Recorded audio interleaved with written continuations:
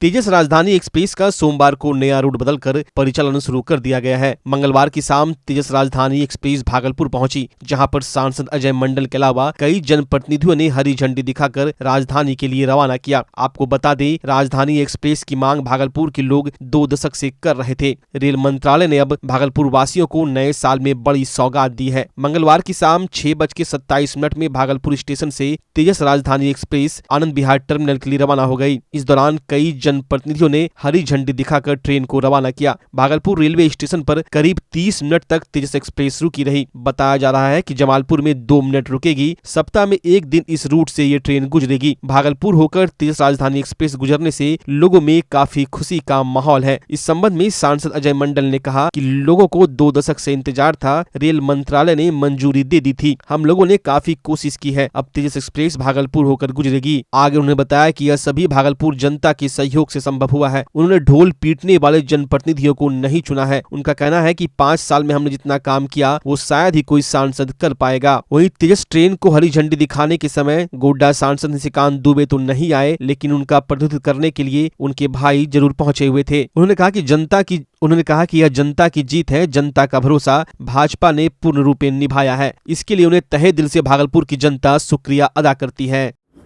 भागलपुर को ये सौगात जो मिला है, भागलपुर की जनता ने काम करने वाला अपना प्रतिनिधि चुना है।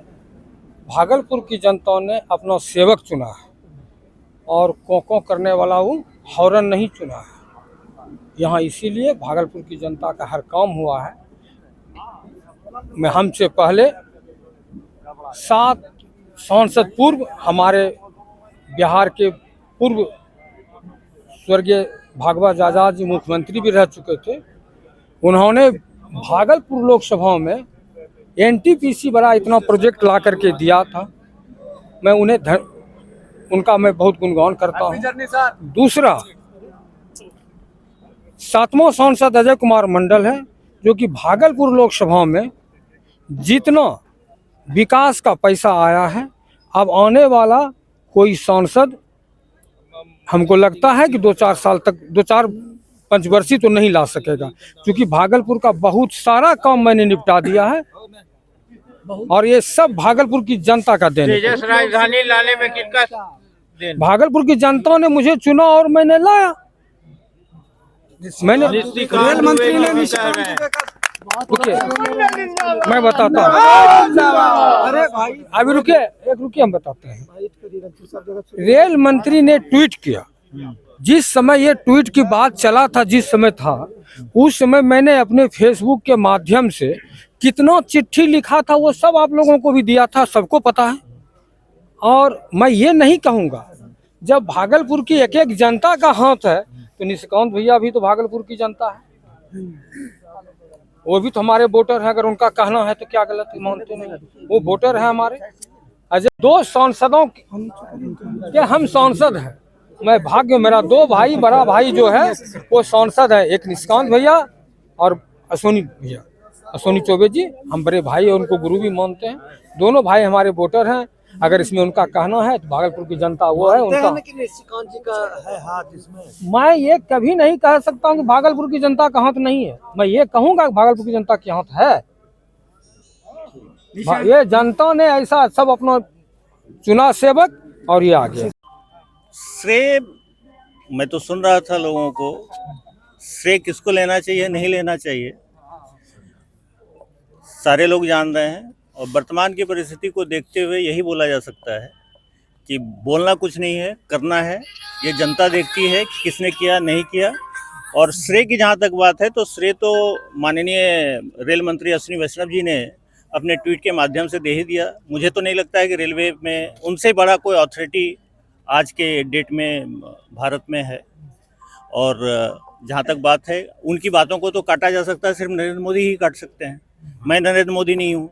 माननीय सांसद या जो भी श्रेय लेना चाहते हैं, कोई नरेंद्र मोदी तो नहीं है। जब अश्विनी वैष्णव जी ने लिख के दे दिया कि ये गोड्डा सांसद की पहल पे मैंने तेजस राजधानी दी, बात वहीं ख़त्म हो गई। फिर आगे जो भी यहाँ के चुने हुए जनप्रतिनिधि होंगे, जैसे इनमें हर्ष है, मुझ में हर्ष है, जितने भी भागलपुर की जनता है सब में हर्ष है। तो हर्ष मनाने के लिए तो सब आ सकते हैं, लेकिन जिंदाबाद तो नरेंद्र मोदी ही होंगे, जिंदाबाद अश्विनी वैष्णव ही होंगे, जिंदाबाद निशिकांत दुबे। बहुत अच्छा लग रहा है, पहली बार लोग इस तरह से आपका स्वागत कर रहे हैं भागलपुर में, बहुत अच्छा लगा। सिल्क सिटी है ये, यहाँ पर सिल्क सिटी और यहाँ का सिल्क जो पूरे विश्व में मशहूर है, और यहाँ से इस तरह का आपका welcome. Most welcome. Okay, thank you. क्या कहना चाहेंगे पैसेंजर से? पैसेंजर से कहा कहेंगे तो सब कुछ ठीक है, बहुत बढ़िया लगा, सबको अच्छे सही सलामत पहुंचा देंगे। जिस तरह बताइए कैसी फैसिलिटी मिल रही है आप लोगों को इस ट्रेन में? इस ट्रेन में अच्छी सुविधाएं मिल रही हैं, खाना भी अच्छा है और ये जो सीटिंग है ना इसका वो बहुत अच्छा है। बाकी ट्रेन में जो सेकंड एसी की ट्रेन में है वो हमारा सिर अगर मैं सीधा बैठता हूँ तो वो ऊपर वाली सीट के साथ सट जाता है, लेकिन इसमें काफ़ी गैप है, तो आप काफ़ी सुविधाजनक रूप से बैठ सकते हैं। और यहाँ पर जो फेयर कुछ कैसा है बाकी ट्रेनों के मुकाबले? फेयर इसका बाकी ट्रेनों से ज़्यादा है, मतलब प्रीमियम क्लास की ये गाड़ी है तो इसका फेयर और दूसरी ट्रेनों से काफ़ी ज़्यादा है। साफ सफाई सुरक्षा को लेकर के क्या लग रहा है कि बाकी? नहीं, सुरक्षा के मद्देनज़र इसमें जो डोर्स हैं वो काफ़ी अपने आप बंद कर सकते हैं, लॉक कर सकते हैं, बार वाला खोल नहीं सकता, और सेटिंग वाला है आजकल, और यहाँ पर साफ सफाई अच्छी है। क्या लगता है खाना भी अच्छा है। क्या अच्छी सौगात है ये बिहार वासियों के लिए? हाँ, काफ़ी अच्छी सौगात है। और जो अभी ये नया रूट आज से बनाया उन्होंने, तो जो रास्ते में पड़ने वाले जो जिनके पास ये राजधानी की सुविधा उपलब्ध नहीं थी उन यात्रियों के लिए बहुत अच्छी सुविधा हो गई है, और ये टाइम से पहले ही पहुंचा रही है। आप देख रहे हो यहाँ पर पहुंचने का टाइम इसका 6:25 था और ये 5:40 पे यहाँ पर पहुंच गई है, तो मतलब टाइम का भी बहुत अच्छा है कि टाइम से पहुंचा रही है, टाइम से पहले पहुंचा रही है। बच्चा जब जन्म लेता है तो कई बार बच्चा तुरंत नहीं रोता है, रोने में देर हो जाता है। ऐसे में बच्चा क्षतिग्रस्त हो जाता है और उसके बचने की संभावना कम हो जाती है, और यदि बचा तो भविष्य में उसमें विकलांगता की समस्या आती है, जिसे सीपी कहते हैं, जिसका कोई माकूल इलाज नहीं है और ज़िंदगी भर बच्चा विकलांगता से जूझ सकता है। ऐसे में पूरे संसार में कूलिंग थेरेपी का सहारा लिया जाता है। जन्म से ठीक 6 घंटा के अंदर यदि उसको कूलिंग थेरेपी दिया जाए तो उससे उसका सीपी की समस्या कम होती है और बचने की भी संभावना बढ़ती है। पहली बार बिहार झारखंड में आपके शहर के स्नेह नवजात शिशु बाल सेवा केंद्र में यह मशीन उपलब्ध है। कभी भी ऐसी बात हो कि बच्चा रोने में विलम्ब हो गया तो आप स्नेह नवजात शिशु बाल सेवा केंद्र में जरूर संपर्क करें।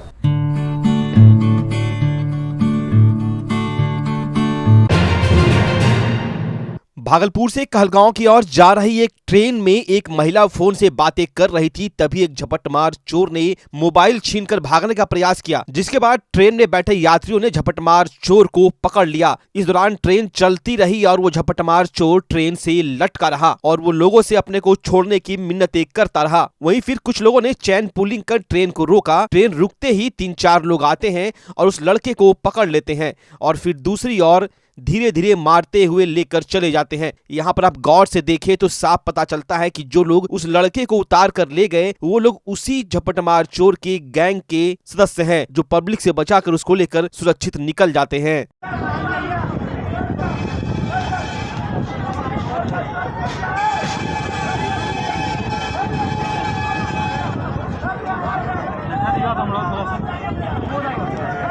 देखने दीजिए ना।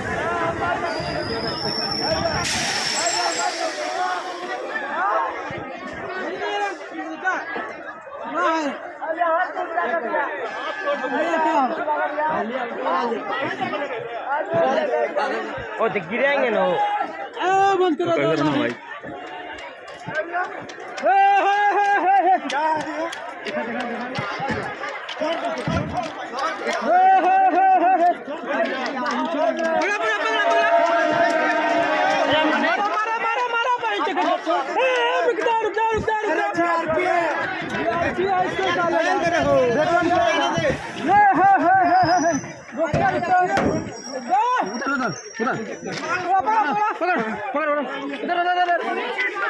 मारे मोबाइल मारे वाला।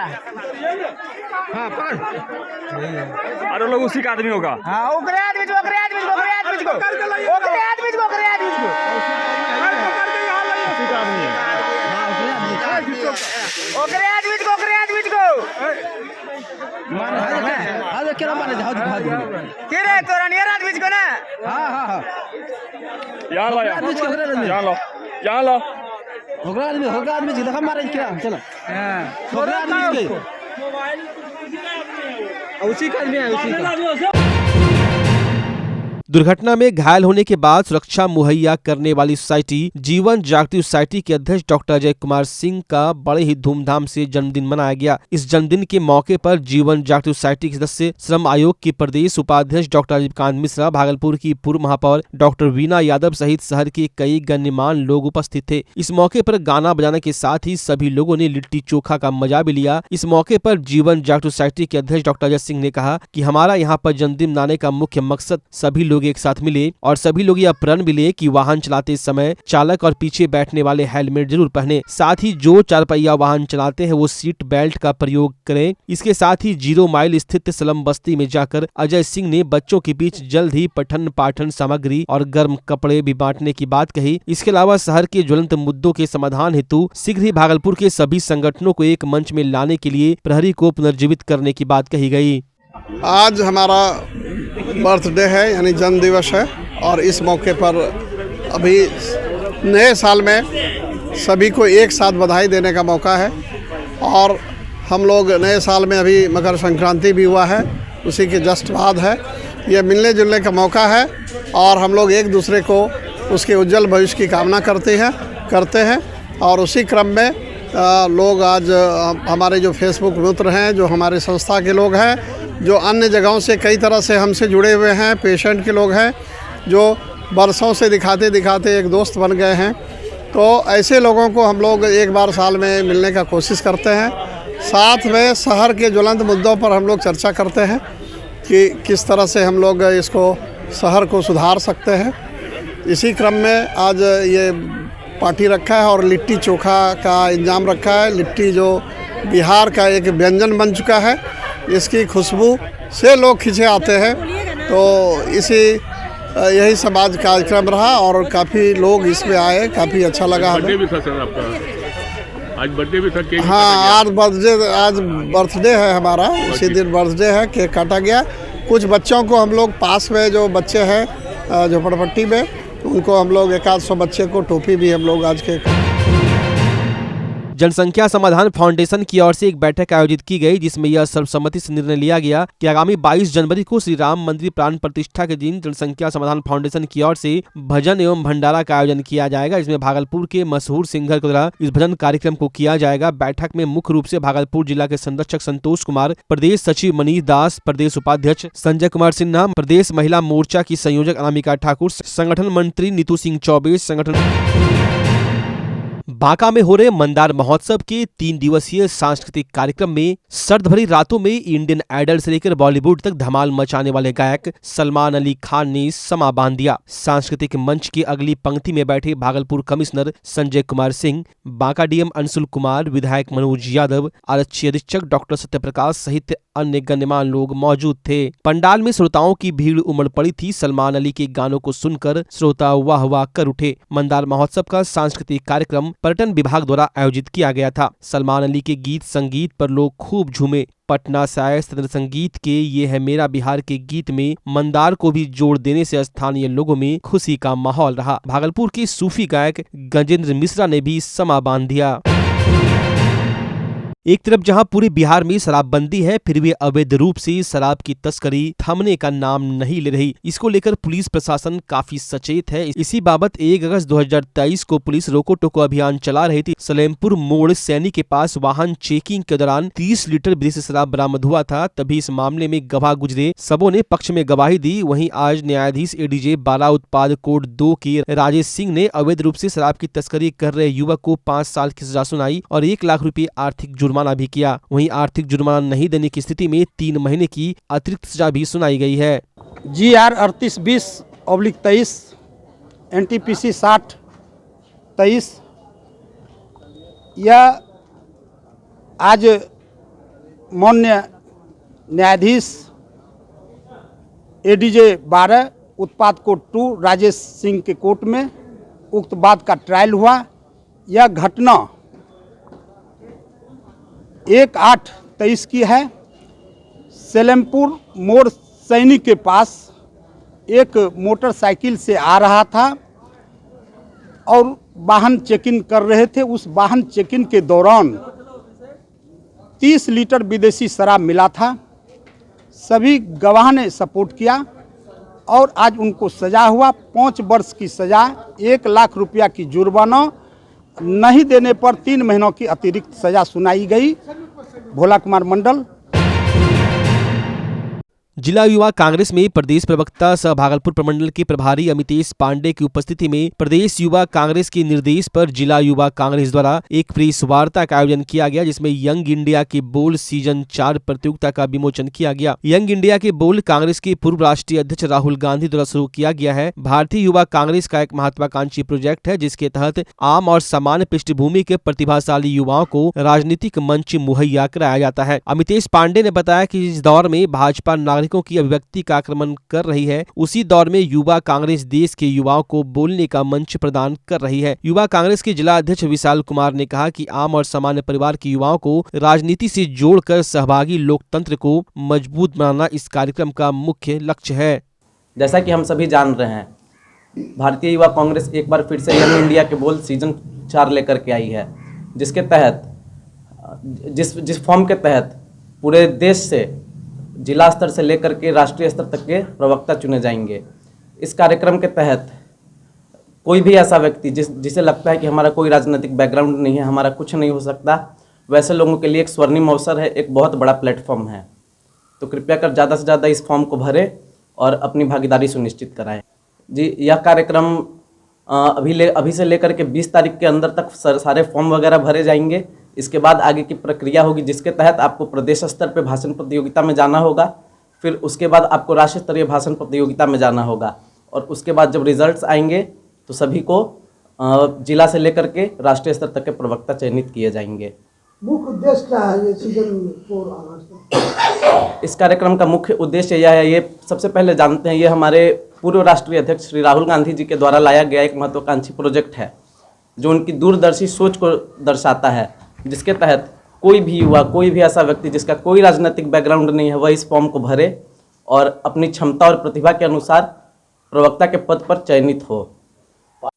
हम सभी जानते हैं कि अभी जिस प्रकार से इस देश में बेरोजगारी है, इस देश में जिस प्रकार से महंगाई है, गरीबों के साथ अत्याचार किया जा रहा है, और हमारी जो मांग है, सरकार लगातार, हम जितना बोल रहे हैं, विपक्ष लगातार आवाज़ उठाती है, उस मांग को सदन में भी नहीं सुना जाता है। सड़क पर भी हमारे नेता लगातार सदन से संसद तक लड़ाई लड़ रहे हैं, लेकिन हमारी मांग को सुना नहीं जा रहा है। तो इसी सोच को लेकर जो है यंग इंडिया बोल सीजन 4 के कार्यक्रम को लॉन्च किया गया है, ताकि जो हमारी आवाज़ को जो लगातार सरकार दबाने का प्रयास कर रही है, वैसे वक्ताओं का चयन किया जाएगा जो प्रदेश स्तर पे, राष्ट्रीय स्तर पे अपनी बातों को रखेंगे, और अपने बातों को रखने के बाद जो है सोशल मीडिया के माध्यम से लोगों तक